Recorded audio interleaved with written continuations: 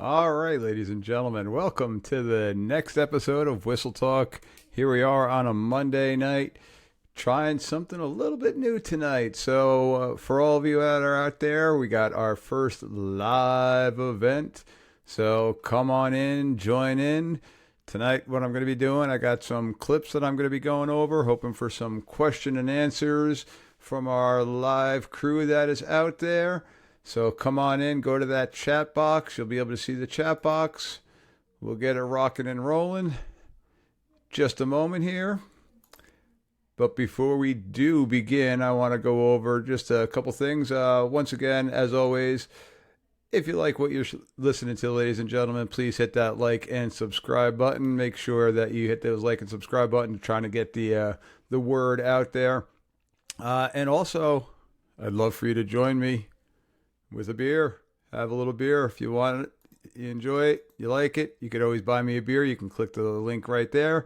Buy me a beer. It's kind of like giving me a little bit of a tip, saying thank you for what you're doing. Please do not feel obligated whatsoever by any of these things. You could also go, if you're enjoying what you're seeing, I got some swag out there. I got a shirt that I'm wearing. I'll drop the camera down here in a moment. See the shirt that I got going on here. Well, let's hide that. So, got a little Whistle Talk shirt. So, if you're interested in something like that, excuse me, we got that stuff out there. And as always, my YouTube page. Go to that YouTube page. You'll be able to see all these live recordings. All the recordings, not just the live recordings, but all of the recordings will be posted up there along with the clips. So, we got a couple of new things going on tonight. So, like I said, I'm going to be trying some things out there. I see that we got Rick joining us tonight. Good evening, Rick, on this Monday night. Going to try to keep this one a little bit on the shorter side. This will be the next coming episode for our Wednesday drop. So again, try and experiment with this, see how everything goes with it, see what kind of feedback we get. Everything's still a little new, so we're gonna see how things go here. So, as I mentioned, tonight what I'm going to be doing is I plan on going over a couple of different type of plays and hopefully hearing some different type of feedback on what you, the listeners, are liking or not liking, any questions that you may have on some of the different plays. So we're going to give it another minute or so here and we will get going. I want to thank all the people, though, that have been out there, all the people that are jumping onto the Facebook page. Goodness, we're almost got 1,000 members right now, so we're at 939. So keep on sharing that stuff out there. I'd like to thank Coach Chip allowing me to push this out onto his Facebook page. Excuse me for my voice, a little raspy tonight. But Coach Chip Siegel, definitely go check his page out. Daniel Chamberlain with Joe Daniels, go check out their podcast. They got some great stuff there. And the guys and gals over at Football Zebras. Once again, thank you guys for having me on and for helping promote the show and going back and forth from there. So, like I said, appreciate everything that everybody is doing. Hopefully you're getting stuff out of this and well, let's just keep getting better. We just finished up now week 3 of our regular season here in New Jersey. So we've got some interesting plays that I'm going to show some clips tonight. So talk you guys through some different clips and some different information out there. And again, hopefully got some people jump on and throw some feedback. So with that being said, let's get on to our first clip. So this first clip I got, and it's been blasted all over social media today. So I kind of downloaded this one from Max Prep. So let me go live here and let's publish this. So should be seeing it pop up here. So what we got here is, and I'm back, just rewinding a little bit. This is a unique deal. Brad Pause Dahl, that. backup quarterback, holding, and So the leg on this guy. we got a punt situation. Down the field. Punt situation happens to be from, Unique deal. Brad well, Dahl, the it looks like they're snapping the ball from their own holding, 35-yard and line. on this guy. And not only are they Sends it snapping it down to the their own field. 35-yard line, but they're snapping it in Yes. a field goal Are you kidding me? formation. Down near the 1-yard And line. Well, Wow, the that's a announcer weapon. on That this is is an talking about how all-state they've got an kicker. All-American kicker. Talking about Anna kicking for Park Hill. Yeah, How let's about back it up 23? here. They'll just kick it. Yes, this is a unique deal. So Brad I'll let Dahl, our the backup announcers walk our quarterback, way through. holding, and look at the leg on this guy. He sends it down the field. And look at this. Are you kidding me? Down near the 1 yard line? Wow, that's a weapon. That is an all-state kicker. Talking about Anna kicking for Park Hill. How about 23 in purple? So what we got there is we got ourselves a field goal formation. We got ourselves a scrimmage kick, but they lined up in the field goal. And one thing that we always continue to repeat and say to each other is a kick is a kick is a kick. So in this scenario, this one team decided that they were going to punt the ball from a field goal formation. And as you heard the announcer say, they've got an all-state kicker. So the field goal was attempted from, well, they snapped it from their own 35, going back 7 yards. So you're looking at about the 27 and a half, 28-yard line is where they actually kicked the ball from. And this young man smashed the ball all the way downfield that they ended up downing it at the 1 yard line. Again, it's a punt. A field goal in high school football is a punt that can score. And what they did here is they decided to punt with a field goal. If that ball would have crossed the goal line, just like in a punt formation, it would have been a touchback. But they felt that they had a better situation with kicking this ball as opposed to punting the ball. So they went with the field goal formation, and it worked out very well to their benefit there. So we'll allow that play one more time here. Let the announcer... They'll just kick it. Well, let them talk through. Yes, this is a unique deal. Brad Dahl, the backup quarterback, holding, and look at the leg on this guy. He sends it down the field. And look at this. Are you kidding me? Down near the 1 yard line? Wow, that's a weapon. That is an all-state kicker. Talking about Anna kicking for Park Hill. How about 23 in purple? Jacob Dillon. Well, this is a unique way to do it, but this is legal. Yeah, so part of the reason why it's legal, as you mentioned, Kevin, is because there's a T. So the ball... So they're talking about what makes it legal. The ball never touches the ground. A kick is a kick is a kick. And just like Mike just said in our chat, thank you for jumping on there, Mike. Field goal is a punt that can score. Okay, it's exactly it. So a kick is a kick is a kick. So, kind of an example of what we're going to be going through tonight. So I got a couple of interesting ones here that I want to share with you. So here's one, a little local flavor here from a local school here in New Jersey, a situation that popped up a couple days ago. So you're going to notice, let me just pause it really quick.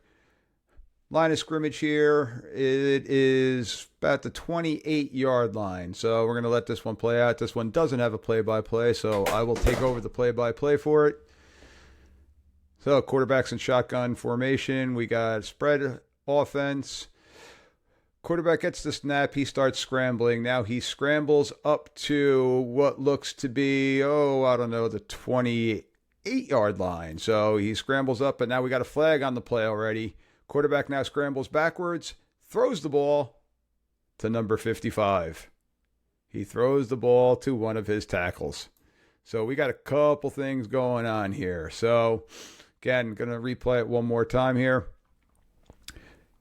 Snap, scramble, crosses the line of scrimmage, comes back, is behind the line of scrimmage, throws a forward pass to number 55, who happens to be the left tackle that I think on this scenario was the player that got called for the holding foul. So we got a couple of different things here.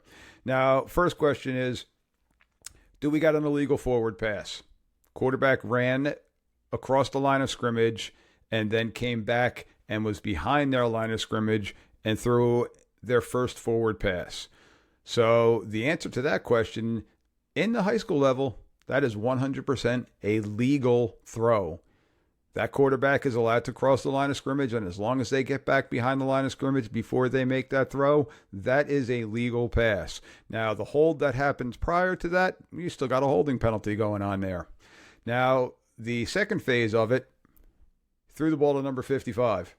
Number 55 was, again, their left tackle. So left tackle makes him ineligible by A, position because he was covered up, and B, because of number. So now we're going to have an illegal touching. So it's not going to be an illegal forward pass, but it's going to be illegal touching.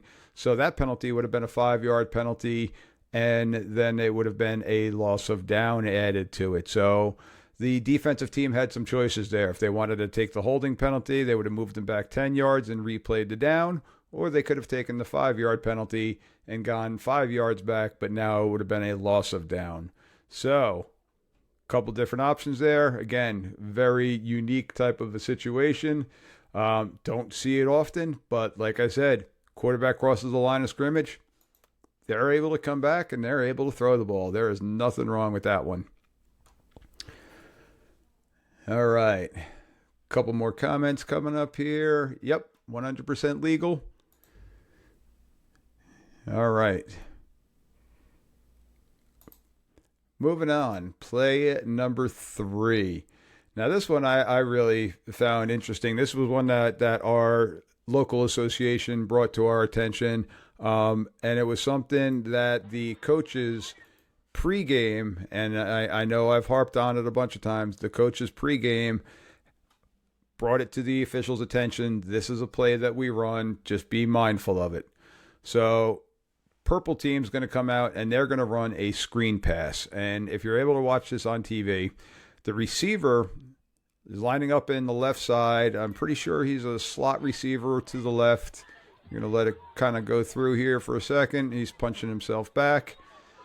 But his route is initially going to take him across the line of scrimmage. So right there, you see number 3 here. I'm kind of highlighting him.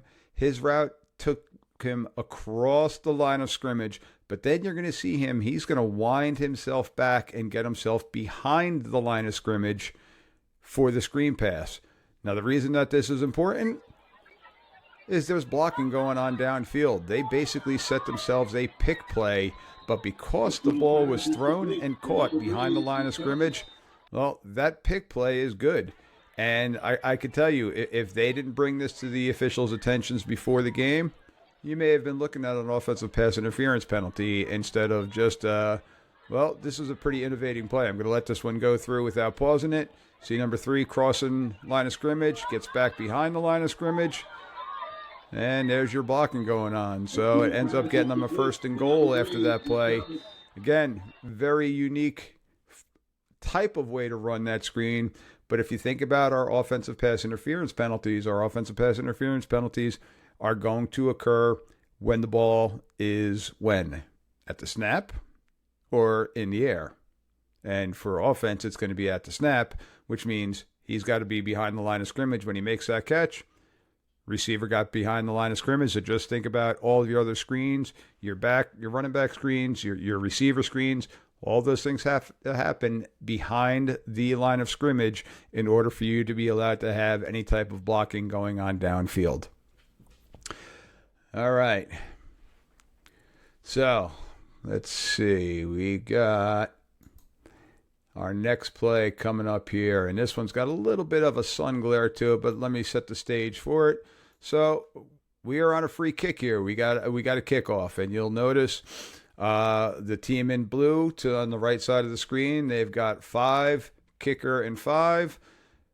The 5 players have their feet just inside the 35-yard line. On the opposite side, the other 5 players just inside the 35-yard line, and their kicker is lined up about 7 yards deep.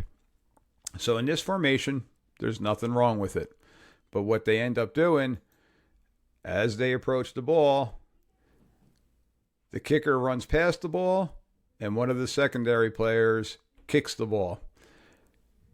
This, ladies and gentlemen, needs to be killed right away. Okay, this is not legal because the kicker is the only one who is allowed to be outside that 5-yard mark. So in this scenario, because the kicker, and I'm going to backtrack it again, because the kicker started outside, he's the only player that is allowed to kick this ball.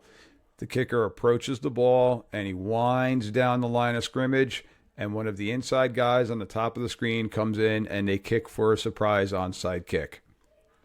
So in this scenario, we're going to have an illegal kick going on here. We're going to move it back. We're going to go another 5 yards here, and we're going to most likely end up re-kicking this one, which we really don't like to do, but this is not going to be Blues ball, although they did recover it.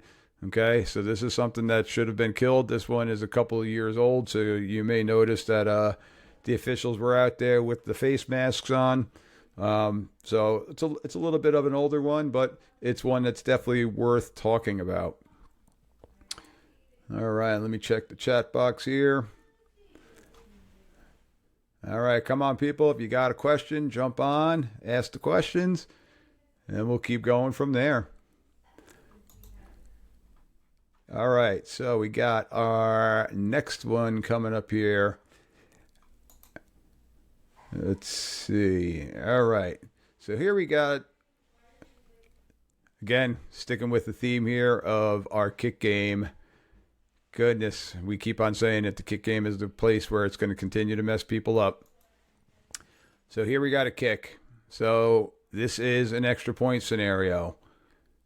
And we have the lovely muddle huddle type scenario. So to set this picture for you, we got a receiver on the top of the screen. He's punched off the line of scrimmage. He is an eligible player. You've got the center now over top the ball. He's an eligible player by position. I can't tell the number here, but if the team is running this formation, they're probably keeping that as an eligible player. To the left of that center, you got an ineligible player, and you got another guy who's lined up on the hash mark in a wide receiver stance, but he is covered up also, so he's ineligible. And then you look down the line, you've got 4 offensive linemen. So all 4 of these are ineligible due to the number restriction. So this is number 62 at the end of the line of scrimmage. Behind that, you got what looks to be a wingback facing in. And then behind the center, you're going to have a quarterback and a running back. So let's kind of let this one run through. And we'll take a look at it. We got orbit motion now going by that outside receiver. And we got a little bit of a pitch, so it's a running play. So, reset it up. Quarterback sends him in motion, receives the snap, pitches it. Lineman or linebacker, defensive lineman, can't tell position-wise here, comes in, looks like has the play blown up, misses the tackle, but now we got something more here. We got ourselves a blindside block. We got ourselves a peel back block by one of those big offensive linemen.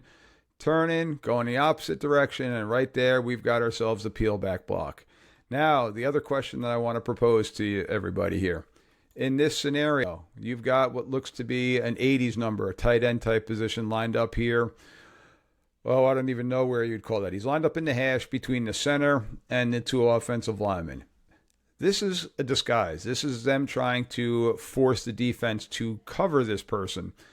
Now, if this player were to go downfield, you're going to have an ineligible man downfield if this ball was thrown. Because it's a pitch, you've got nothing. You could block downfield again because the ball's behind the line of scrimmage.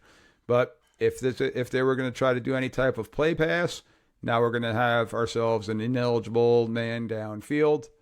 And that young man is number 9, so that tight end position, number 9. And they end up running it in.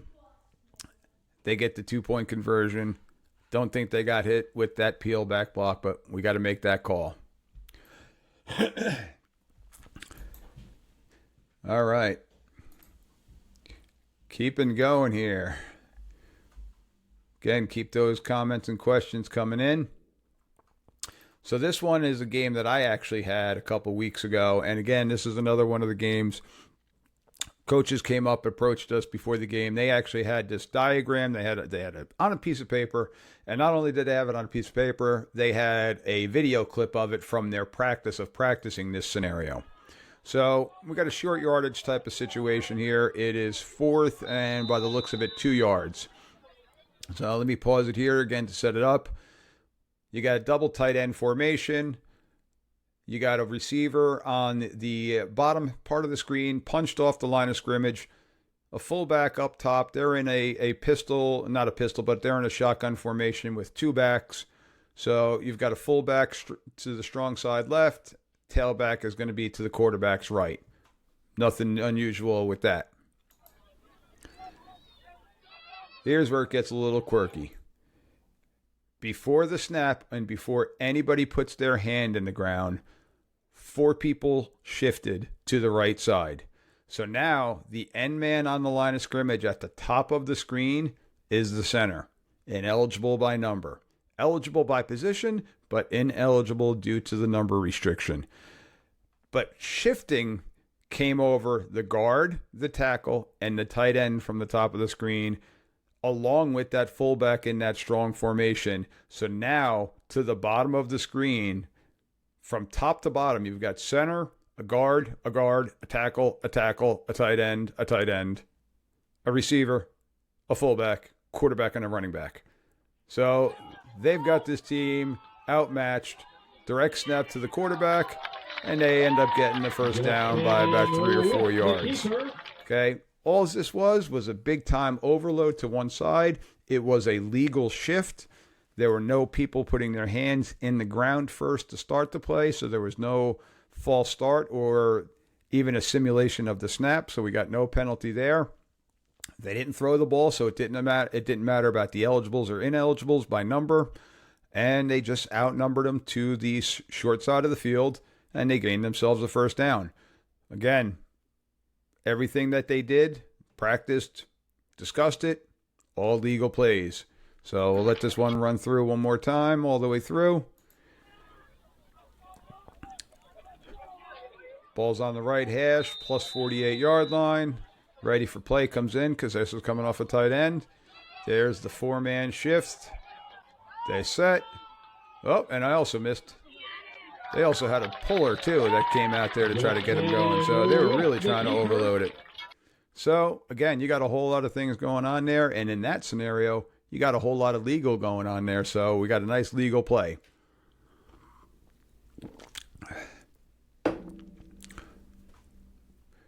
All right, our next one. We are sticking with the kick game because everybody knows how much we love the kick game. So let's set this one up. Free kick. We got a kickoff going on. Ball's kicked from the 40-yard line. You see R set up at the 50-yard line. K has all of their players basically within a 10-yard box. They are lined up at approximately the 39-yard line. The kicker is lined up at the 35-yard line. Everybody is within that 5-yard restricted area, and they're tight to each other. This is the old school thundering herd type of kickoff. Whistle blows, ready for play. We got 5, kicker 5, so by formation on the kickoff, they're good. And now we got ourselves an onside kick. Now, a couple questions with this one. Do we have a pop-up kick? Nope. This is a good onside kick. Kicker kicks the top of the ball. It takes low bounces, but the ball is grounded, which is now going to make the ball a live ball once it goes past 10 yards. So we got a grounded ball that goes past 10 yards. This is a free ball. So here he is. Approach. We got a clean kick. And the team in white does a great job of recovering it. But nothing again in that play is illegal. That is a nice, clean, onside kick attempt. Again, all good. Thundering herd is still good. What you can't have now is anybody blocking or blowing anybody up before that 10 yards, before that ball goes 10 yards. So got to make sure that that ball gets to the 10-yard mark before we have any type of big-time contact. And we're going to go from there. All right. You know, I set up all these clips and I didn't even realize just how many kick game things I had in there. But this is where we're going to find those unusual plays. So here we go. We got 4th down and about 7. 4th and 7 from the negative 35-yard line. The blue team, the home team, is in a regular spread punt formation. Punter is back at about their own 20-yard line, so you're looking there about 14 yards back. So everything here is normal. Going to get a clean snap.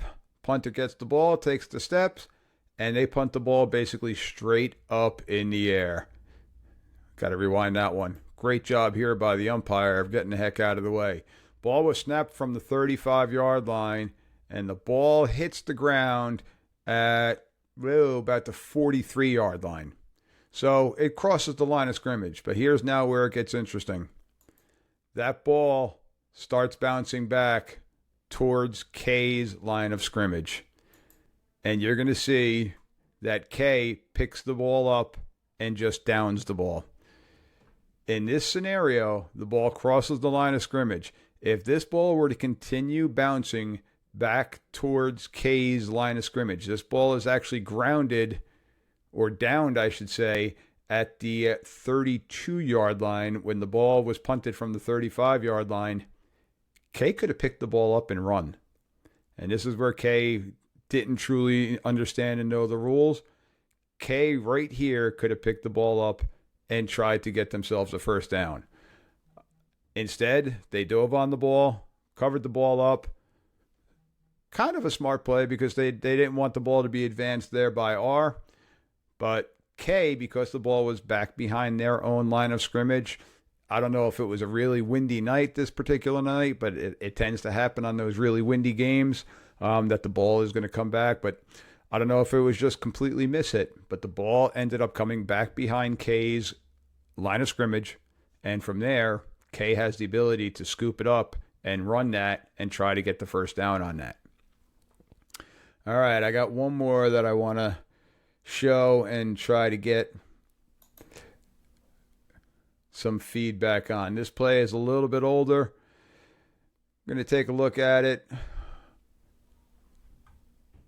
So we got a little bit of a swing pass now. Just looking at it here very quickly, and with everything that's going on in the NFL today, take note of where that left tackle is, how deep that left tackle is. So NFHS rules for offensive linemen is their head needs to at least be to the belt of the center for them to be in a legal formation. In this scenario, you may have 5 guys in the backfield here, but can't really tell. Not the greatest angle, but just be mindful of that. So receiver comes out to the left. They punch themselves on. We're going to have a little just short hitch route. Receiver makes a great catch. Breaks a tackle now. Yeah, now he's sprinting down the sideline, and all of a sudden comes in the defender. And he doesn't just grab the face mask, ladies and gentlemen. He has full face mask from right to left. So trying to set the picture for you. He's running behind the receiver, reaches his right arm out, gets the receiver on their right side, and rips their helmet down to the left side, almost decapitating the poor kid. So I think everybody understands that this is a pretty obvious personal foul, face mask. This is going to be a 15-yard type of a penalty. But the question that I propose, do we got anything more than that? Do we have any type of targeting? Do we have anything else? Or do we just have a face mask penalty? All right, we got Mike jumping in here. No, you're right. That's not targeting. Okay, we're not going to have any targeting. It's not going to be an unsportsmanlike. It's a nasty 15-yard face mask, but that's exactly what it is. It's a 15-yard face mask penalty. Was there intent is now going to be the next question that we're going to talk about. And if we think that there was intent, and by the looks of that, I don't think there's intent, and it's very difficult with the face masks because hands get caught up in there. I don't think he was trying to grab into the face mask. He was trying to bring the ball carrier down. But if there is now intent, is it something that we can have this player disqualified? Okay. And again, thank you, Mike, for jumping in. Not going to call anything flagrant on that one either. So nasty 15-yard penalty. Okay. But we're going to go from that scenario. Looks like they were inside the end of the play. They're just going to kind of finish it up.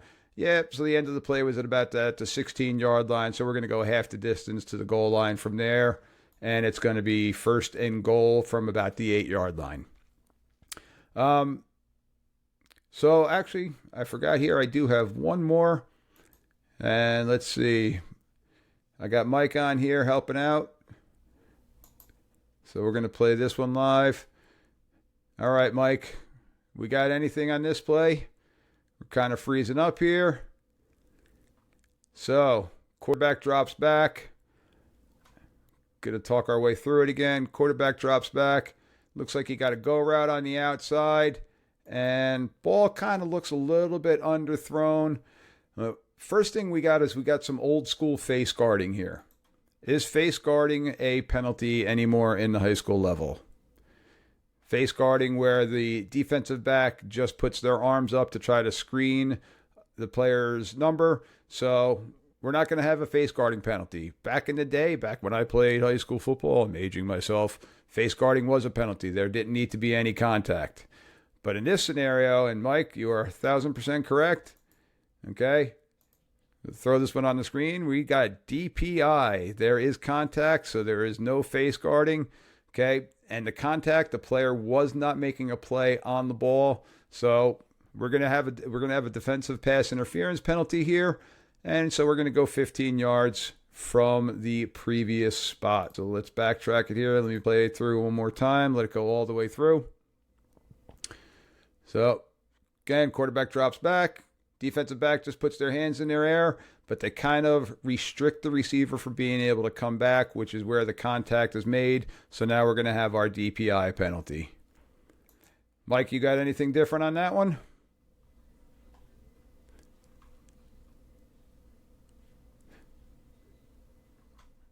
All right. Mike is in agreement with that one. So Mike's got a question here. All right, where can we access these plays to show in our meeting? So, Mike, if you want to email me, I'll throw my email up on the screen, and we definitely can work something out. But a lot of these things I'm getting from my association's meetings, and just I'm asking for you, the listeners, to be sending me in some film, and I've had some people from across the country send me in some different things. Still working on being able to download some of the stuff. Don't have access to being able to download stuff from YouTube just yet. Got to get that premium YouTube thing. So that's why I'm looking. If anybody wants to buy me a beer, that's where I will go to. So different things like that. But yeah, so keep on sending this stuff. I do again have my own personal Huddle account. So if you are an association that uses Huddle or uses Quick Cut, you can email it to me, or you can send it right through a direct exchange onto a Huddle. And like I said, I'm going to try to do these sessions more often, putting the film on there. And for those people that are only listening, I am going to upload this to YouTube, so you will be able to see this once again. So we were live tonight, but it is going to be back up there for all people to see. So Mike, hopefully that was able to help you out and answer your question. But with that, ladies and gentlemen, I want to say thank you. I want to say thank you to the few people that were able to get on here tonight. I appreciate it. Like I said, this is first time doing the live episode. I want to try to do a couple more of these as the season goes on. But definitely going to have some more of these. And I'm not going to lie, I put this out today, so I wasn't really expecting a huge turnout. So for those people that were able to get on, I do appreciate it. Mike, thank you. Let me type in my email for you too here, so we could try to link up with something. So, but for anybody else out there, email Mike D, the referee, at gmail.com. So Mike D, the referee, at gmail.com. Ladies and gentlemen, once again, thank you very much for tuning in to this latest episode of Whistle Talk. Again, if you're liking what you're hearing, please hit those like and subscribe buttons. Those don't cost you anything. Just going to notify you when different things like this do pop up. You could go and follow me on the Facebook page, Whistle Talk, Inside the Mind of a Football Official, or you can go to those other social media platforms that I've got. Okay, you can find me on Twitter. You can find me on YouTube. I am on Instagram, TikTok. I am all over the place. So take a look for me, find it out, and please leave a comment. Tell me what you like. Tell me what you don't like. Tell me what you want to hear. Again, that was our live episode tonight here with Mike D, the referee. Once again, appreciate you all. Have a good night. Be safe. And let's keep this ball rolling. Take care.